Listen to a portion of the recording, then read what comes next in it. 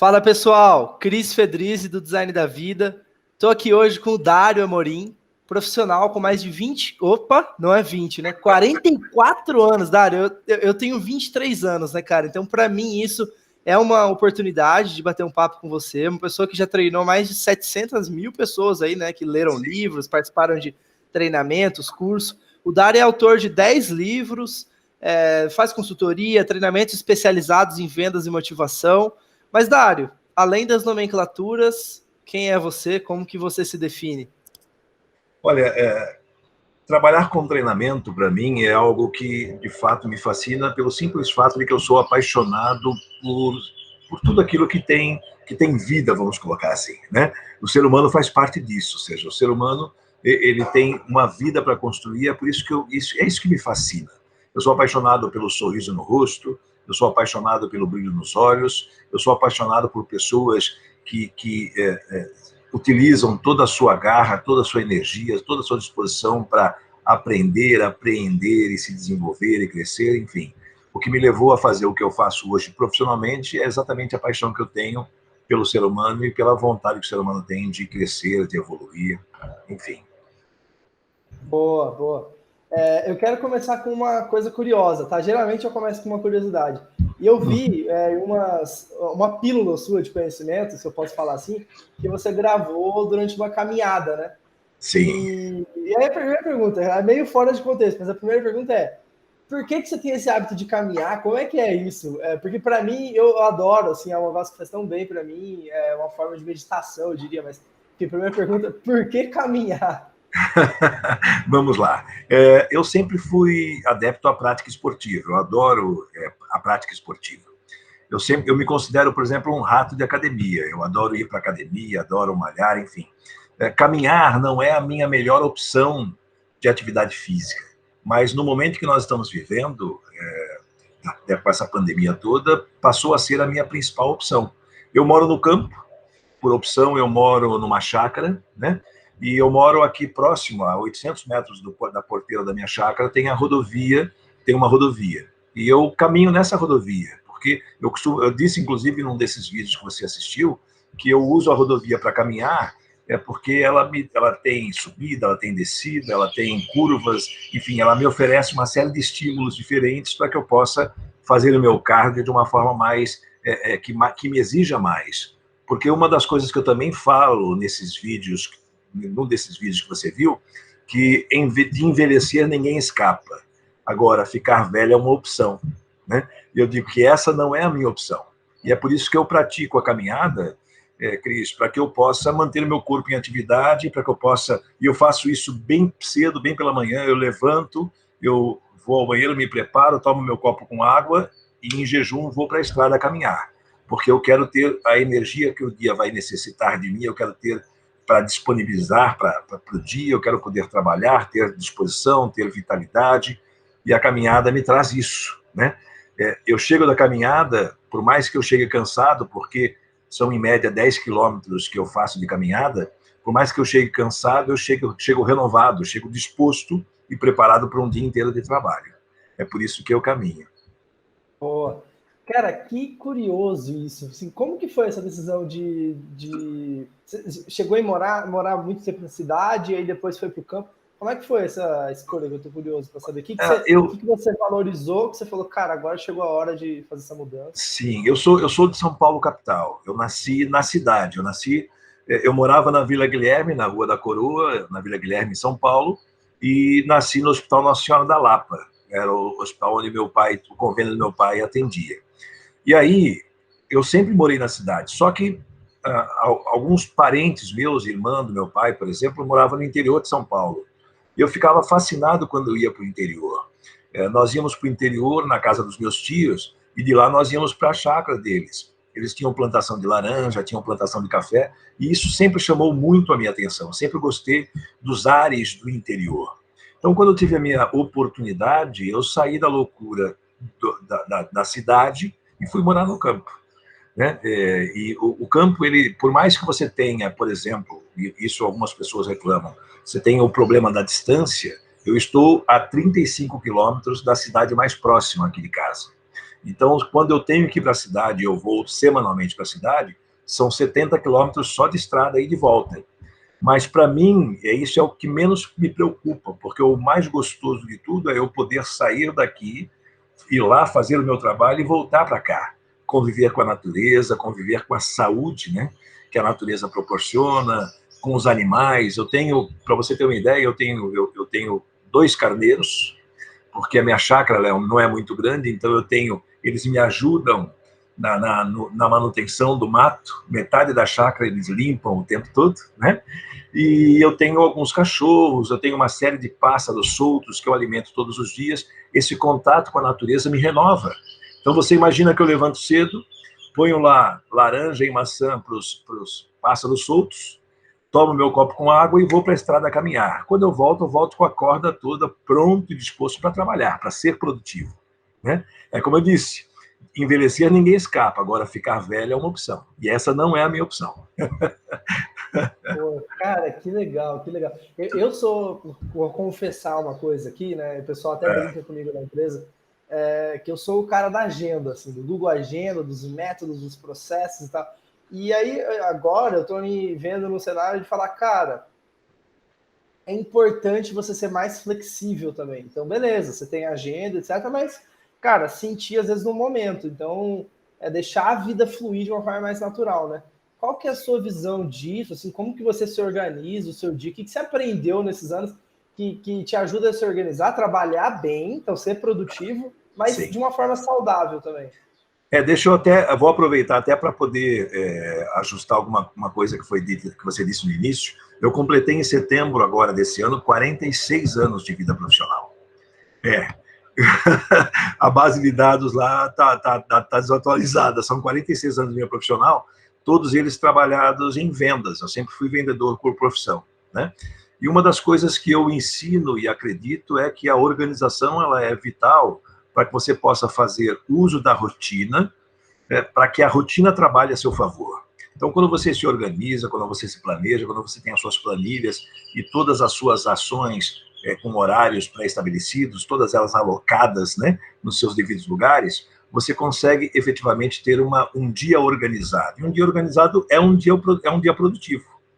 Mas uma das coisas que eu aprendi, e até foi por uma opção de vida, quando eu saí de São Paulo, faz 15 anos que eu moro no Rio Grande do Sul.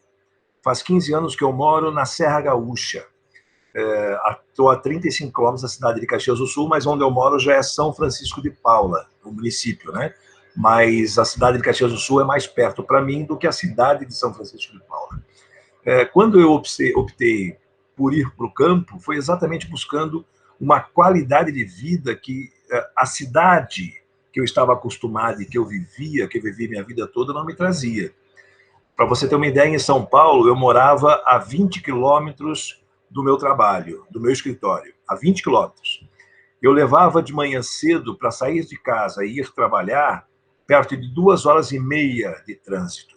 E isso porque eu saía de casa antes das 6 da manhã, porque se eu saísse depois disso, eu levaria mais tempo. E para voltar, como eu saía da escola, lá do instituto, por volta de 11 horas da noite, para voltar, eu fazia em 20 minutos o mesmo percurso. Essa loucura, essa muvuca, eu cheguei a ficar em São Paulo 40 minutos ali na região da Paulista, entre uma esquina e outra no trânsito. Então, quando eu optei por tirar da minha vida todo esse atropelo para que eu pudesse me sentir mais produtivo, foi que eu optei por vir para ir para um espaço de vida, para um espaço que te dê para a sua vida mais conforto, mais tranquilidade e um maior contato com a natureza, porque isso, Cris, tira de você também aquela aceleração que a vida na cidade traz. Para você ter uma ideia, eu falei para você no início que eu sempre fui rato de academia, né? Sempre gostei de malhar.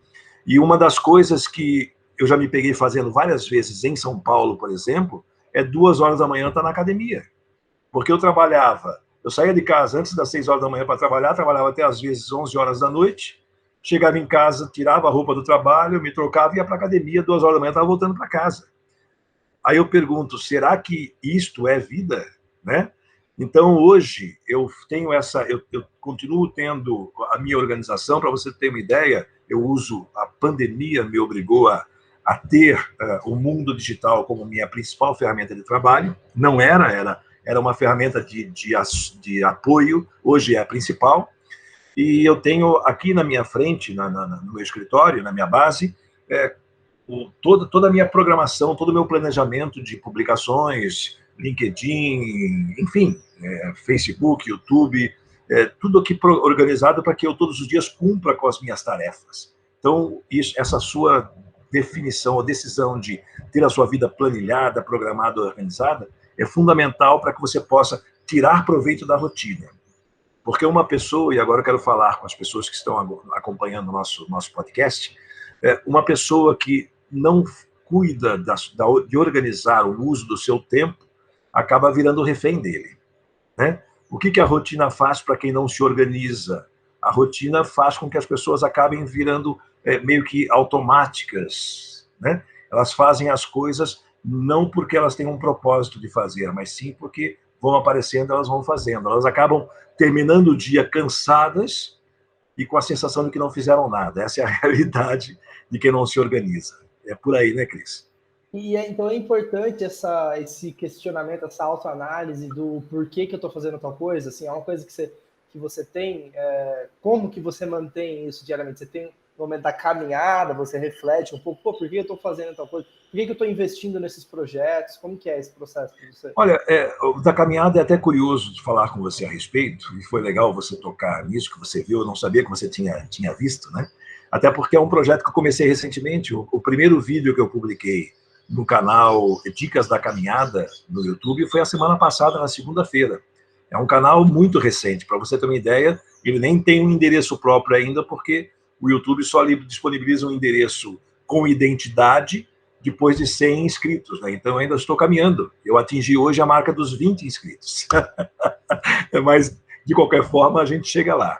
E eu comecei, o que me motivou a fazer isso foi que por exemplo, eu tenho um canal no YouTube chamado Vendas na Prática. Na verdade, você encontra ele como youtube.com/Dario Amorim Vendas, né? Mas o nome do canal é Vendas na Prática. E lá eu tenho mais de 300 vídeos publicados com dicas de vendas, dicas de negociação. E eu tenho alguns vídeos lá comportamentais, alguns vídeos que trabalham motivacional. Mas não é o foco do canal. O foco do canal é vendas e negociação. Aí eu sempre gostei do lado comportamental, do lado do relacionamento interpessoal, sempre gostei disso, né? De comportamento humano, eu estudo isso, eu tenho certificação internacional em programação neurolinguística, enfim, eu sempre gostei, sempre fui curioso por conhecer o ser humano, né? Aí eu pensei comigo, poxa, colocar trabalhos comportamentais, vídeos comportamentais num canal focado em vendas, até tem a ver, mas não é o propósito do canal. Então eu resolvi, numa dessas caminhadas, eu sempre vou com o meu telefone celular, porque a gente não sabe nunca quando pode acontecer alguma coisa, então tem que estar prevenido para poder avisar alguém caso alguma coisa aconteça.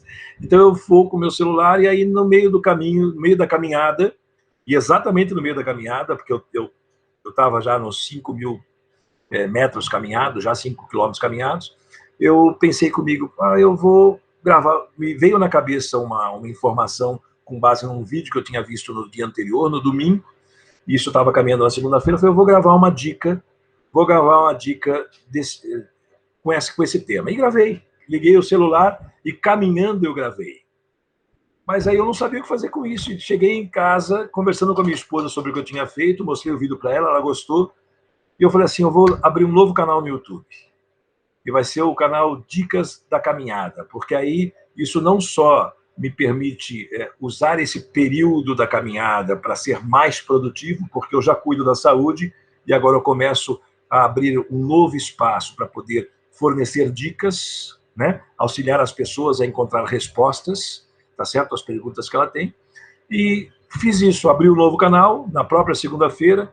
Já publiquei o vídeo. Inicialmente eu queria publicar vídeo sem nenhum corte, sem nenhuma edição, mas depois eu vi que não, porque fica né? É muito barulho de caminhão, é muito barulho de carro. Aí eu comecei a editar os vídeos, me parece que nos 2 últimos ou 3 últimos vídeos eu já edito, mas eu publico no mesmo dia que eu gravo. Eu só não publiquei vídeo na sexta-feira passada e nem ontem, segunda-feira, aliás, né, segunda-feira, porque nos 2 dias eu acabei tendo que começar a trabalhar muito cedo e não consegui caminhar. Mas todos os outros dias eu caminhei e todos os outros dias eu postei vídeo com dicas comportamentais. E vamos fazer uma análise olhando para trás agora. Vamos Imagina lá. que eu estou sentado aqui, eu sou o Dário, de 23 anos de idade, tá? Que são algumas lições assim sobre a vida, sobre o que valorizar, porque cada vez mais eu acho que é isso, né? Sobre o que valorizar, assim, que você aprendeu nesses anos, que você acha que é importante, assim, umas 3 coisas principais assim, sobre a vida, sobre escolhas de vida, que você acha que é legal compartilhar com o Dário Fedrizi aqui. Vamos lá. Uma das coisas que eu valorizo muito, até porque essa foi um dos ensinamentos que a vida me trouxe, Cris, o Dário, né? Dário Felice, a importância do relacionamento interpessoal.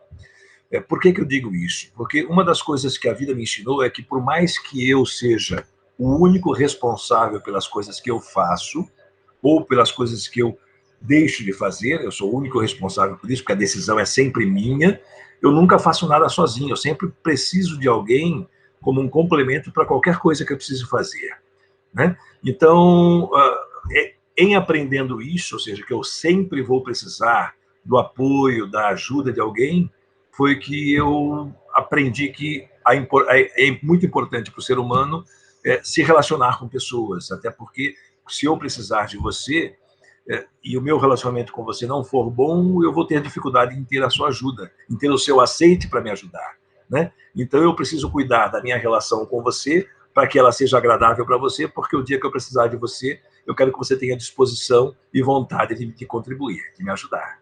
Tá E aí certo? uma Essa foi... pergunta, Diga. só questionando, indagando, na verdade, né? Para a gente pensar junto. É o seguinte, algumas pessoas vão ter um prisma que elas vão falar assim, tá, então eu vou nutrir as minhas relações, né, minhas relações interpessoais por interesse, isso não é um pouco de egoísmo? Tal. Tem gente que fala isso, né?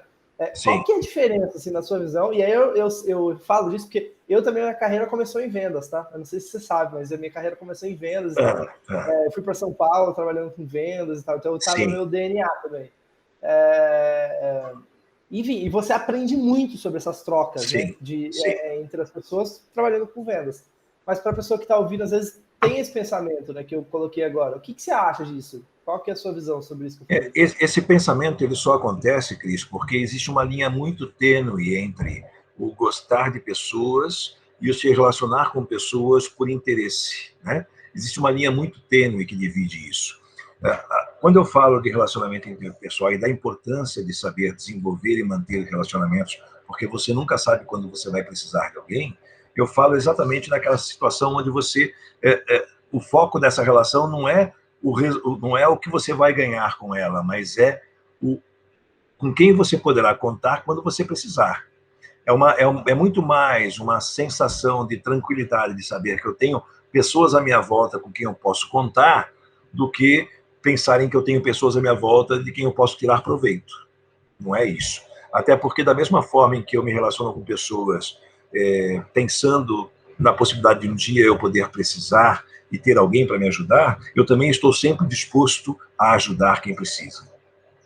Entende? Entendi. Então, a troca genuína. Exato, exato. Eu não estou pensando em mim e somente em mim, mas sim no resultado que essa relação pode trazer para as duas partes envolvidas nela. É isso aí. Entendi. Aprendeu, Dario? Boa. Cara, e eu sei que existe uma máxima, né, nas vendas que é sobre o vendedor ser um bom ouvinte, né? Isso. Como ser um bom ouvinte? Por que ser um bom ouvinte? Bom, na verdade, existem várias fases, e é bom a gente falar sobre elas para as pessoas entenderem hoje por que é importante o vendedor ser um bom ouvinte. Houve uma época em vendas que o vendedor tinha que saber falar, tinha que ser uma pessoa de boa fluência, uma pessoa de boa postura, uma pessoa de boa presença, um piadista, né? Uma pessoa de relacionamento fácil, enfim. Porque o cliente como faltava informação, a informação não era disponível como hoje é, tá certo? O cliente dependia muito do profissional que vinha do mercado, porque vinha cheio de informações de mercado. Eu lembro de uma época em vendas, Cris, que eu não precisava ligar para cliente para marcar visita, eu não precisava obedecer dia e horário de atendimento, porque o cliente fazia questão de atender a mim sempre que eu ia visitá-lo, porque ele sabia que eu chegava lá, ele ia ter o tempo que fosse possível ele ter comigo para ele poder saber tudo o que acontecia no mercado. Tamanha era a dificuldade de acessar informações. Não existia internet, não existia computador, não existia smartphone, não existia acesso à informação com a facilidade que tem hoje. Portanto, hoje, se você vai dar um treinamento e pergunta para os vendedores quem aqui tem facilidade em agendar visitas? Ninguém levanta a mão, porque hoje em dia o cliente não precisa mais do vendedor para estar atualizado com informações de mercado. Entende? Então, essa dependência deixou de existir. Agora, o que a gente percebe é que, com o deixar de existir essa dependência, acabou trazendo para o cliente, por ter acesso mais fácil à informação, uma maior facilidade de tomada de decisão. Hoje, o cliente sabe que ele pode comprar qualquer coisa que ele precisar comprar sem depender de nenhum vendedor. Aliás, sem olhar para a cara de nenhum vendedor. O vendedor passou a ser uma figura, o vendedor normal, daqui a pouco eu explico o que é o vendedor normal, tá? Mas a figura do vendedor passou a ser uma figura desnecessária. Por quê? Porque o cliente hoje, ele resolve os seus problemas independente do vendedor. Ele é capaz, por exemplo, vamos supor que você venha me visitar, é capaz de eu conhecer sobre o que você vende mais do que você. Tamanha foi a quantidade de pesquisas que eu fiz, né, por estudar a minha necessidade e quais são as soluções que o mercado me disponibiliza para eu suprir essa minha necessidade. Então, como o cliente já tem essa postura e o cliente já trabalha com essa possibilidade, o vendedor passou a ser desnecessário. E aí, nesse momento, passa a ser muito importante o vendedor se apresentar para o mercado como um agente de soluções, não como um vendedor tradicional, que só pensa no pedido, mas como alguém que, de fato, tem a compreensão de que o vendedor não vende mais. Tá? O vendedor hoje, ele tem um papel fundamental, que é o de motivar o cliente a querer comprar. Já foi a época que o vendedor, para vender, ele precisava falar de produto ou serviço. Hoje, ele não precisa mais falar de produto ou serviço, porque o cliente já fez a pesquisa, né? Ele precisa, sim, entender quais são, de fato, as soluções que o cliente busca, para poder ajudar o cliente a encontrá-las. E quando o cliente percebe o seu interesse genuíno, ou seja, o seu compromisso com o sucesso dele, cliente, ele decide ter você como parceiro. Mudou totalmente, por isso que o vendedor hoje tem que ter a disposição e a disponibilidade em ouvir, porque é assim que ele vai conseguir vender, permitindo que o cliente fale a respeito das soluções que ele, cliente, busca. Quem sabe o que precisa é o cliente, né? E o meu papel como vendedor é ouvir o que ele tem para dizer para poder entender como é que eu posso ajudá-lo e assim motivá-lo a decidir comprar comigo. Legal? Entendi. Fui didático aí ou não? Foi. Falando sobre, agora, então, vamos supor aqui, existe uma dúvida que é a seguinte, sobre automotivação. Eu vi que você fala, né? Acho que tem até alguns livros, né? E-book e tudo sobre o tema, né? Isso. O que é isso? Se é possível se automotivar? Qual que é a sua uma coisa que não é possível, Cris, é eu motivar você. A motivação, ela é intrínseca, ela vem de dentro, ela é sua, certo? O que motiva um ser humano? A própria palavra já diz, né? Isso parece até isso é uma coisa muito comum. Motivação nada mais é do que você ter um motivo para agir, é motivo para ação. Isso é motivação. E os motivos são seus. Eu não posso dar motivos para você se motivar, certo? Porque os motivos são seus. O que eu posso fazer, e aí eu vou entrar um pouquinho mais tecnicamente nesse assunto, existem dois tipos de motivação, a externa e a interna.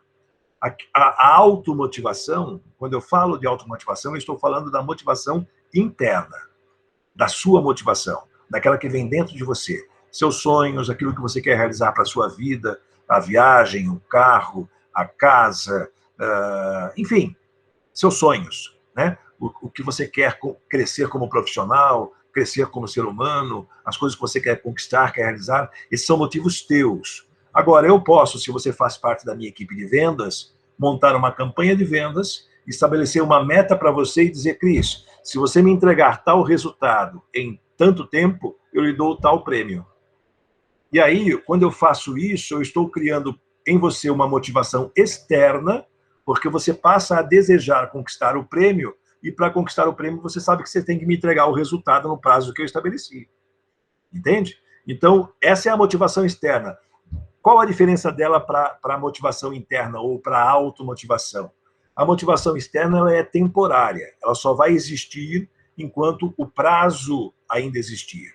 Se eu te disser, eu preciso que você me venda 100 mil reais em 30 dias, e se você vender 100 mil reais em 30 dias, eu te dou uma televisão de 52 polegadas, uma Smart TV de 52, o que você vai fazer? Vai correr 30 dias para me entregar os 100 mil de vendas, porque você quer ganhar a TV. Terminou os 30 dias, terminou a motivação, porque já não tem mais prêmio. Percebeu? Então, a motivação externa, ela existe, mas ela é temporária. Eu consigo motivar você por algum tempo. Agora, a automotivação, não. Ela independe de mim, independe do prêmio, independe de qualquer coisa. O que você tem como automotivação são as coisas que você quer construir e que resultados você precisa obter para chegar na realização dos seus sonhos. E isso, se eu vou fazer campanha de vendas ou não, não vai te interessar, sabe por quê? Porque você quer algo mais do que ganhar uma televisão, você quer realizar seus sonhos, você quer ter uma vida confortável, uma vida produtiva, uma vida digna, você quer poder dar para as pessoas que você ama aquilo que você tem para dar, tá certo? Mas para você ter, você tem que conquistar. Então é isso que te faz levantar da cama todos os dias. Não é a TV que eu te prometi em 30 dias, mas é a realização dos seus sonhos. A pergunta que eu te devolvo, Cris, é o que faz com que você saia da cama todos os dias? E aí essa é a pergunta, porque isso vem através do autoconhecimento, certo? Então, do autoconhecimento. Como que você fez para desenvolver isso na sua vida, através, enfim, do autoconhecimento, por exemplo? Olha, uma das coisas que eu costumo falar para as pessoas, quando elas me perguntam sobre essa questão, é que é muito mais fácil para a gente conhecer os outros do que, né, a nós mesmos. Nós temos uma facilidade muito grande de observar os outros, de avaliar os outros e de tirar conclusões sobre os outros. Mas o que a gente não faz e deveria fazer é parar para se autoanalisar, para ter aquele diálogo interno, para ter aquela conversa consigo mesmo, para analisar por onde a gente tem andado, tudo aquilo que a gente tem feito e o que motivaram os resultados que a gente realizou, o que motivaram os não resultados. O ser humano não tem essa preocupação em entender por que as coisas não aconteceram ou por que elas aconteceram. Então, quando você para analisar por onde você tem andado, ou seja, o seu histórico de vida, e começa a encontrar respostas desse tipo, ou seja, o que me permitiu conquistar a minha casa? O que me permitiu conquistar o meu carro? O que me permitiu me formar no curso tal? O que me permitiu viajar para tal país? O que me permitiu ter o que eu tenho hoje? E o que eu não consegui realizar na minha vida? O que me impediu de chegar no resultado que eu queria? Quando você começa a encontrar essas respostas, Cris, você começa a entender qual é o seu potencial de realização, ok? E depois você começa a entender o que te falta para que você possa, de fato, construir a vida que você deseja construir. Porque o principal fator decisivo na vida de um ser humano é ele entender quais são as suas carências, quais são as suas deficiências e saber o que é preciso fazer para ajustar, para corrigir, para se tornar uma pessoa melhor em todos os aspectos. É por aí. Vai ter resposta. Muito bom. Sim, e você falou de uma forma muito simples, né? Que às vezes essa questão também tem a ver com ego, né? Como que você lida com isso? Porque exige um certo espaço, né? Entre o Dário, eu sou o Dário Amorim, né? Aquelas definições que a gente cria pra gente, e a observação que a gente tem do que a gente está fazendo, né? Existe um espaço entre isso para você conseguir analisar, né? Sim, sim. E o que vai me permitir superar esse espaço e chegar no ponto ideal para que eu possa fazer essa análise sobre a minha pessoa é uma questão, uma coisa muito simples chamada humildade. É eu aprender que, sim, eu sou um ser humano, e por ser um ser humano, eu sou passível de cometer erros, eu sou frágil, eu tenho minhas fragilidades, tá certo? E eu preciso aceitar isso com naturalidade. Porque quando eu aceito isso com naturalidade, eu passo a me sentir mais forte. Porque eu sou assim, eu sou normal. Percebe? Eu costumo dizer nas minhas palestras, Cris, quando eu falo da parte comportamental, que existem dois tipos de seres humanos. Os seres humanos chamados seres humanos normais, que a grande maioria das pessoas que habitam a Terra são seres humanos normais, e os seres humanos chamados seres humanos especiais. E não é especial porque ele tem uma deficiência, não é isso. É especial porque ele vai além do que as pessoas normais vão. Um exemplo típico, um exemplo simples, que qualquer pessoa que está nos acompanhando agora vai conseguir identificar isso, e talvez até identificar em si mesmo. Né? Você encara os obstáculos que tem que encarar para chegar aonde você quer, ou você encontra desculpas para não fazer? É isso que diferencia um ser humano normal de um ser humano especial. A maioria das pessoas encontram desculpas. Por quê? Porque quando eu encontro uma desculpa para não fazer aquilo que eu não sei como fazer, ou que eu acho que eu vou ter dificuldade de fazer, eu fico na minha zona de conforto. E na minha zona de conforto tudo é previsível. Eu me sinto seguro. Quando eu tenho que dar um passo além da minha zona de conforto, eu tenho que estudar, eu tenho que aprender, eu tenho que pesquisar, eu corro o risco de cair, eu corro o risco de me machucar, eu corro o risco de não acertar, né? E isso somente as pessoas especiais fazem, correm riscos. As normais não, as normais preferem explicar o porquê que não fazem. Boa, boa. Cara, eu queria entrar muito nesse tema. A gente já passou, tá quase chegando no final aí, acho que tem uns Legal. 15, 20 minutos. Sobre PNL. Cara, qual que foi esse seu interesse por PNL? Como que você usa PNL no dia a dia? Se puder explicar um pouco, dar alguns exemplos também. Tá. A resposta a essa sua pergunta ela é longa e eu vou tentar ser o mais objetivo possível. Eu tive contato com a programação neurolinguística no ano de 2000, exatamente no ano de 2000, quando eu fui convidado por na época, um dos papas na área de formação de vendedores, na área de vendas, que era o professor Eduardo Botelho.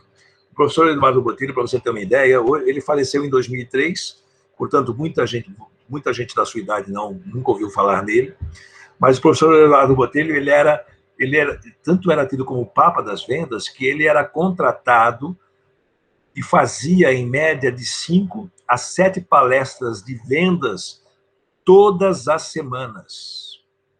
E naquela época ele já cobrava R$7.000 por palestra. Ele tinha 18 livros escritos sobre vendas. Ele tinha 45 vídeos em VHS, fitas de VHS, que na época era a tecnologia disponível, cursos de vendas gravados em VHS, ele tinha 45. Saiu o CD, ele já tinha 5 cursos em CD gravados. Ou seja, era um cara que vivia, respirava e transpirava vendas. Né?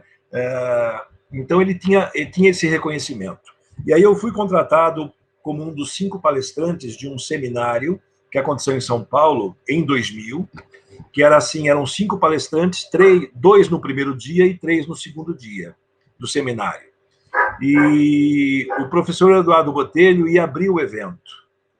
E eu era o segundo palestrante, ou seja, o professor Eduardo Botelho ia estar com a turma na sala, depois ele sairia da sala e eu entraria.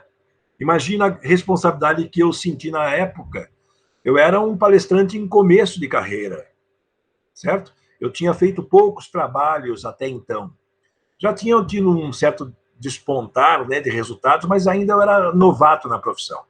E o professor Eduardo Botelho era fera. Quando eu soube que ele ia fazer o trabalho, ia fazer a palestra, eu não conhecia o Botelho pessoalmente, só conhecia o trabalho dele. Sempre fui um estudioso do trabalho dele, sempre foi uma referência para mim. E aí eu pedi para participar da palestra dele, e a organização concordou que eu participasse. Eu queria ver meu ídolo de perto, né? E eu achei fantástico, e eu percebi, na época ele tinha 57 anos, e ele tinha dificuldade de mexer com o notebook, ele apanhava um pouco, porque ele já era uma pessoa idosa naquela época. Estou falando de 20 anos atrás, né?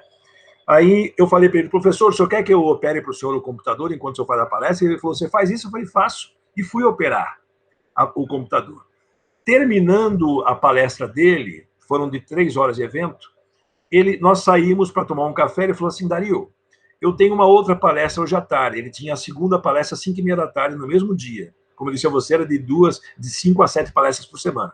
Ele falou, mas se você se importa que eu veja um pouco da sua palestra, cara, na hora, eu falei para ele, claro que o senhor pode ver, mas me bateu um gelo. Eu falei assim, primeiro que eu já vou assumir uma turma que ele trabalhou por 3 horas, e ele vai estar na sala, né?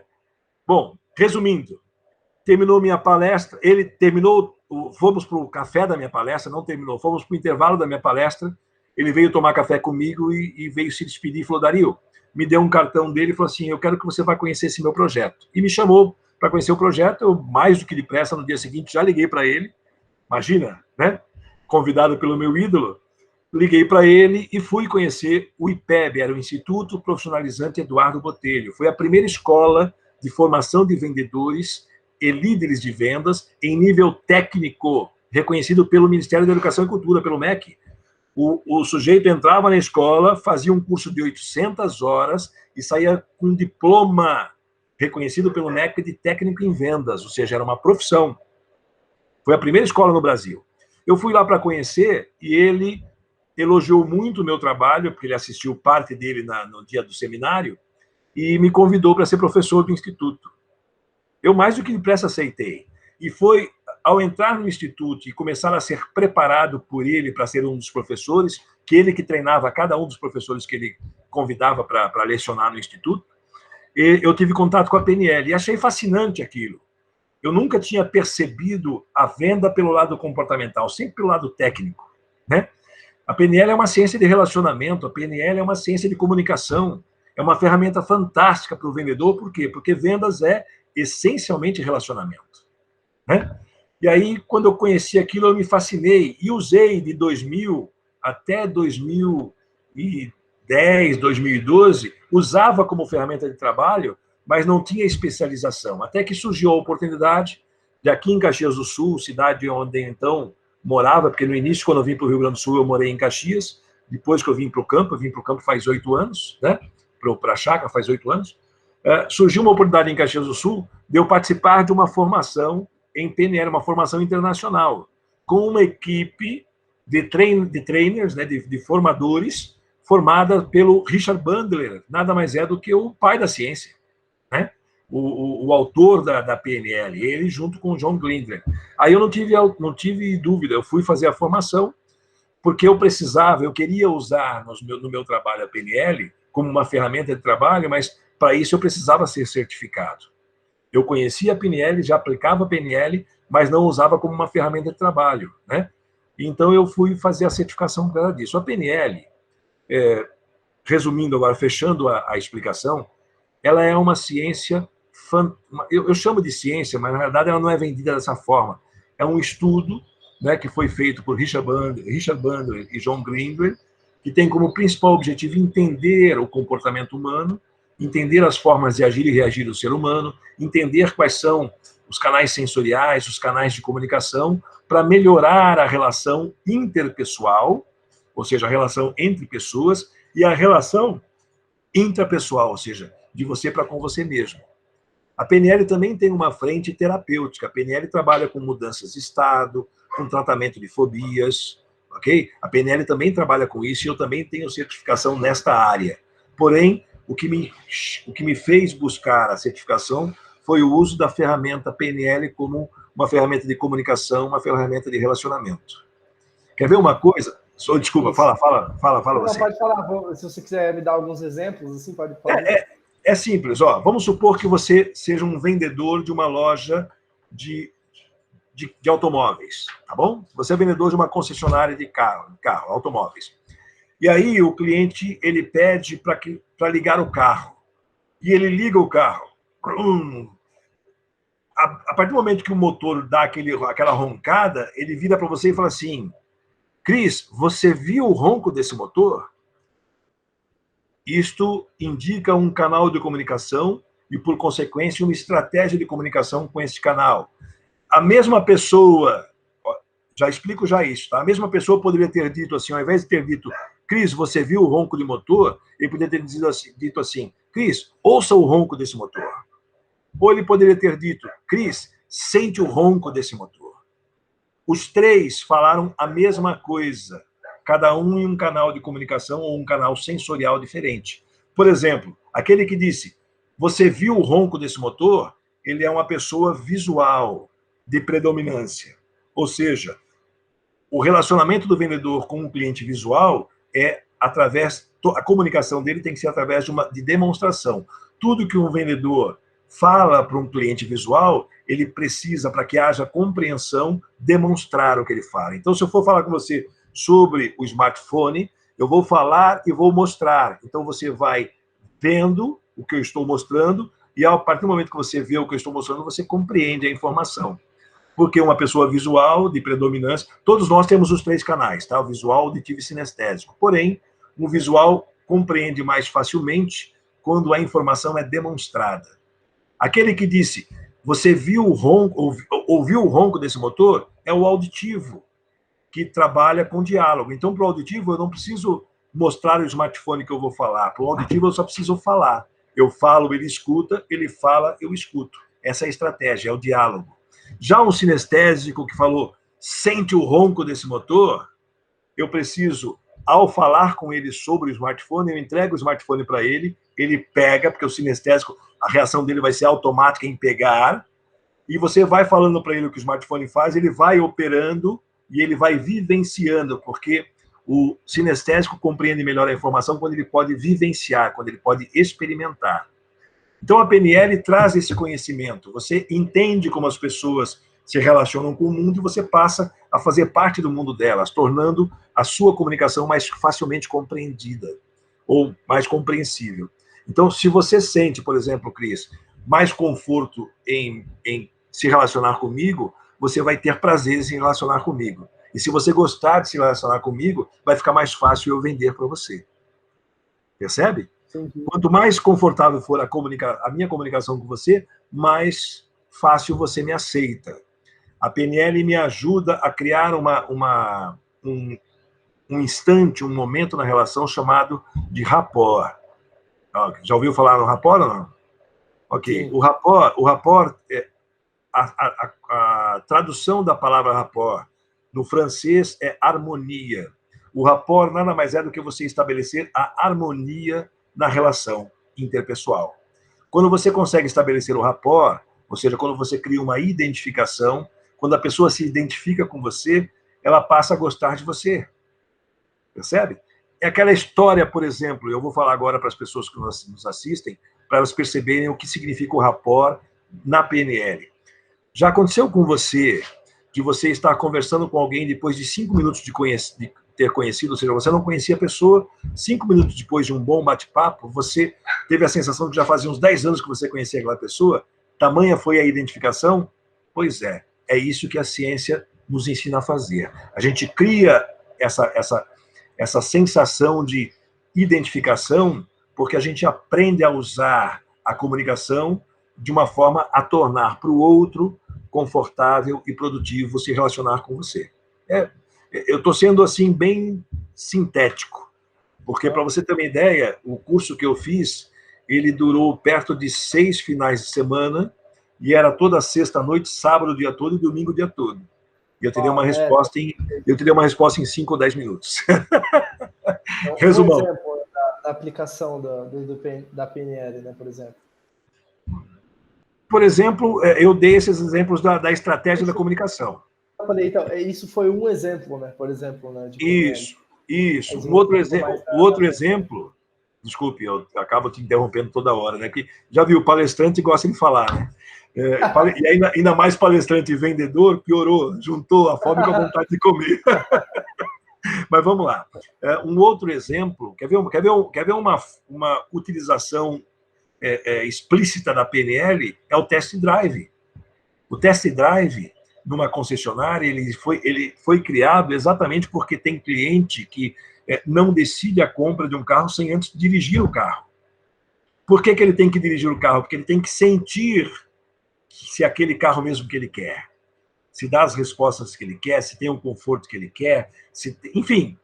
E o sentir é uma necessidade do sinestésico. O sinestésico é um tipo de cliente que não compra nada sem antes poder experimentar. Quando você chega num supermercado e tem lá aquelas pessoas entregando provas de biscoito, provas de patezinho e tudo mais, cara, quem vai na fila é o sinestésico, ele quer experimentar, ele quer sentir, percebe? Então, quando você trabalha com comunicação, com relacionamento, quando o seu trabalho exige o uso da relação interpessoal, é fundamental que você não precisa fazer a certificação que eu fiz.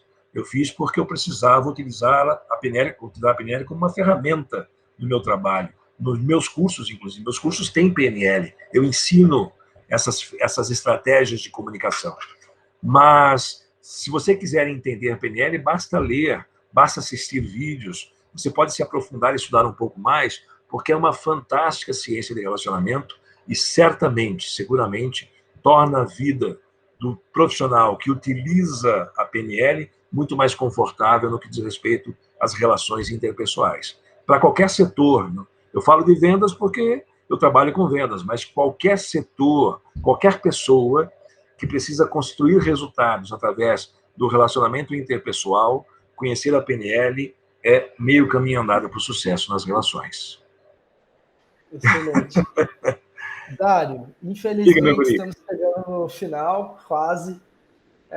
Vou te fazer a última pergunta que eu percebi, e aí eu percebi muito na sua fala e alguns exemplos que você viu, deu de se reinventar, né? Então, conforme o tempo foi passando, a vendas mudou, você fez PNL, você foi trazendo novas ferramentas, agora com o digital também foi uma reinvenção, né, das suas ferramentas de trabalho, então acho que é uma coisa meio contínua, né? E a pergunta é, como você aprende? Bom, primeiro, vamos falar sobre a importância do aprender, né? Tem pessoas que acreditam, Cris, que já estão muito velhas para aprender. Para esse tipo de pessoa, eu costumo dizer o seguinte: quando é que você vai marcar a data do enterro? Porque uma pessoa que acredita que já está velha para aprender é porque ela já está no final da vida. Porque se existe uma coisa que eu aprendi ao longo das minhas pesquisas, Cris, é que o nosso cérebro ele tem uma capacidade fantástica de receber, codificar e armazenar informações. E essa capacidade ela não reduz, não diminui com o envelhecimento. Ela continua a mesma até o último instante da sua vida. Percebe? Você tem a mesma facilidade de aprender coisas do momento em que você nasce até o momento que você morre. Então, sempre há a possibilidade de se aprender uma coisa nova, independente da idade que você tenha. Esse é o primeiro ponto. Legal? E uma das coisas que eu acabei aprendendo é que você precisa estar em um processo constante de evolução. Por quê? Porque as coisas à sua volta evoluem o tempo todo. E se elas evoluem e você não evolui, você fica para trás. E quem fica para trás não constrói futuro. Quem fica para trás vive do passado, né? E eu tive um grande professor, aliás, eu tive 2 grandes professores nesse aspecto, que me ensinaram a importância do aprender. O primeiro deles, não vai dar para ver direitinho, mas está aqui, ó. Esse senhor aqui de chapéu dessa foto, consegue ver aí, Cris? Consegue? Sim. Esse senhor aqui, o nome dele é João Augusto dos Santos. Meu avô, pai do meu pai. Né? Eu tive a oportunidade, por um problema de relacionamento do meu pai com a minha mãe, que eles se separaram quando eu tinha 3 anos de idade, eu fui morar com meu avô e fiquei morando com ele durante 4 anos. Eu e meu pai fomos para lá, né? Eu fiquei com ele durante 4 anos. E se tinha uma pessoa que eu vi o tempo todo curiosa, investigando, fuçando, buscando informação, era meu avô. Meu avô tinha uma mercearia e eu ficava parte do dia brincando com os meus primos, que eram vizinhos, né, do meu avô, e parte do dia na mercearia com meu avô. Mas era por interesse. que eu ficava lá, porque meu avô tinha uma manta de carne seca, uma manta de, a gente chama de charque aqui no sul, e ele tirava lascas daquilo e me dava, e eu mastigava aquilo como chiclete, era uma delícia. Então eu ficava ali para ganhar do meu avô, e isso me permitiu ver o meu avô trabalhando. O meu avô atendia os clientes. Para você ter uma ideia, os clientes ficavam ali na mercearia horas conversando. E era raro você ver um cliente sair da mercearia sem um sorriso no rosto, sem estar feliz por ter estado ali. E eu via que meu avô aplicava muitas das coisas que ele estudava. E aí eu fui, meu pai se casou pela segunda vez, e aí nós fomos morar todos juntos, né? Meu pai, a segunda esposa do meu pai, que é minha mãe, né? Que me criou desde os meus 9 anos de idade, aliás, desde os meus 7 anos de idade, meu irmão, né? Fomos morar todos juntos. E aí eu via meu pai sempre foi vendedor também. Eu sou vendedor por opção e não por falta de opção. Eu escolhi ser vendedor. Quando meu pai me deixou trabalhar, eu fui ser vendedor, que meu avô era vendedor da mercearia, meu pai era vendedor na época da White Martins, né? E eu via meu pai chegar do trabalho, e o que normalmente o vendedor faz quando chega do trabalho? Ele esquece o trabalho e vai descansar, vai sentar na sala de televisão, vai tomar um banho, vai jantar, enfim, ele só volta a ser vendedor no dia seguinte, às 8 horas da manhã. E meu pai não. Meu pai chegava do trabalho, enquanto minha mãe preparava a janta, ele sentava à mesa, botava lá o fichário dele de madeira com as fichinhas dos clientes e fazia o registro de tudo que havia acontecido em cada visita que ele fez no dia, e depois ele ia estudar produto. Eu falava assim, pai, mas o senhor é vendedor, por que o senhor estuda tanto? E ele falou uma coisa que sempre norteou a minha atitude a partir de então, e eu ensino isso nos meus cursos. Legal? Vendedor que não conhece o que vende, não é vendedor. Você encontra muito vendedor hoje, ainda hoje, que você faz perguntas sobre aquilo que ele vende, ele não sabe responder. Isso é com a parte técnica, isso eu tenho que ver com a minha gerência. Ou seja, tem muito vendedor no mercado, Cris, que não conhece o que vende. Entende? E eu já aprendi lá atrás, quando eu era menor de idade, eu nem trabalhava, eu trabalhava, que o vendedor precisa estudar o que ele vende, porque ele só vai conseguir ajudar o cliente a ter resultados se ele souber como é que ele pode fazer parte do dia a dia do cliente, ajudando o cliente a gerar resultados. Então, eu já aprendi isso muito cedo. Quando eu comecei a trabalhar, já fui estudar, já fui pesquisar, já fui me interessar. Por mais que a informação era mais escassa, a gente estava sempre fuçando. Então, isso foi muito natural em mim, percebe? Aprender é algo muito natural em mim. Agora, o que eu posso falar para quem está nos assistindo agora, nos ouvindo agora? É uma coisa muito simples. O conhecimento, ele não ocupa espaço. O conhecimento, ele é importante para que você possa saber o que fazer na hora em que você quer construir um resultado. Muita gente deixa de construir um resultado porque não sabe como chegar nele, tá certo? A falta de conhecimento tira das pessoas a capacidade de realização, legal? Então, se você precisa do conhecimento para evoluir nos seus resultados, é vital, é fundamental que você esteja disposto e disponível para aprender. E não é só aprender fazendo cursos de universidade, não é isso. É conversar com pessoas mais experientes, é ler livros, ler artigos, assistir vídeos. O que não falta são recursos, e a maioria deles 0800, né? A maioria deles gratuitos, para que você possa buscar conhecimento. Gosta de assistir vídeo? Vai no YouTube e faz a pergunta que você quer perguntar, que você vai achar, se não centenas, dezenas de vídeos que falam a respeito do tema que você quer aprender. Gosta de ler? Vai numa livraria, você vai encontrar um livro que fale sobre o tema que você quer se desenvolver. Gosta de estar numa sala de aula? Cara, não falta. Não falta condições de qualquer ser humano que esteja disposto a construir uma vida digna, uma vida confortável, uma vida produtiva, uma vida feliz. Não faltam oportunidades para que ele possa efetivamente aprender o que é necessário para fazer o que ele precisa fazer. É por aí. É por aí. Dei mais uma palestra. Excelente. Dário, cara, obrigado pelo seu tempo. Foi um super prazer, aprendi pra caramba. Espero que todos os ouvintes aí também tenham gostado. São lições de vida, né? Lições de 46 anos de dedicação e aprendizado, né? Que eu acho que esse é o ponto principal. Sim, sim. Cara, mensagens finais, como que essas pessoas encontram o Dário Amorim aí nas redes também? Olha, se você for no Google, por exemplo, hoje, e colocar lá Dario Amorim, Dario com o Deusvaldo no final e Amorim com M de Maria no final, você vai achar lá, seguramente, uma série de indicações de como encontrar meu trabalho. Mas é simples, olha.